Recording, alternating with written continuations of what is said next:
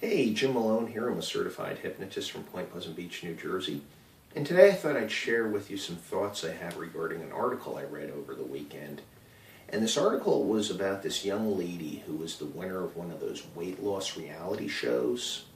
And that's where they take a group of overweight contestants and put them through like this boot camp type process. And whoever loses the most weight over the course of the season is the winner at the end. And although she was the winner, she was clearly not happy with her experience. And keep in mind, this is the New York Post. They tend towards dramatic headlines, but it says here, "A fat-shaming reality show tortured, starved, bullied, and brainwashed me into being a total loser."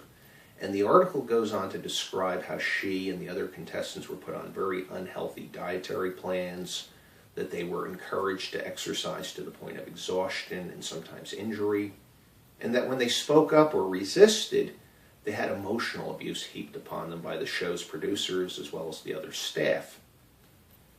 And I remember when these shows first came out, it piqued my interest first because weight loss is a very popular session amongst professional hypnotists like myself. People come in for that quite often.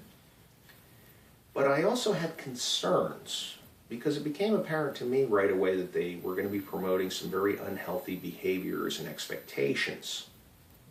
And by that I mean this idea that you engage in these very extreme practices, take the weight off very rapidly, and that somehow that's going to solve your problem once and for all. And it's not the case.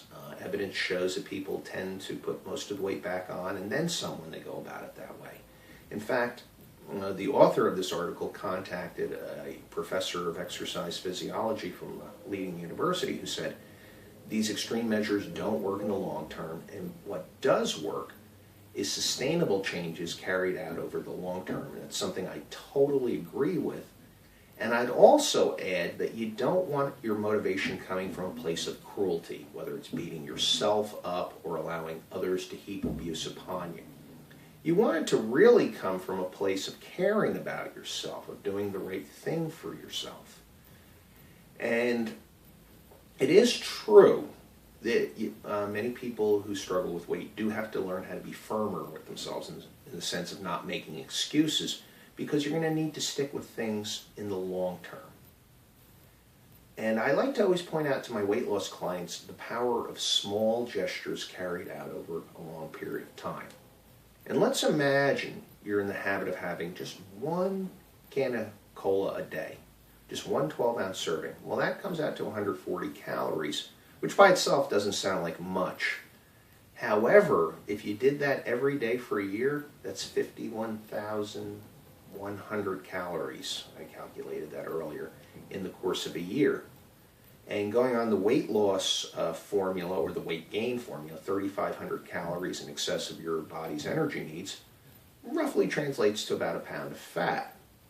So that one can of soda a day for a year is going to work out to about 14.5 pounds of extra fat on your body. And I encourage people to visualize their weight loss progress in terms of sticks of butter. And that's 58 sticks of butter in the course of a year, just from that one soda a day.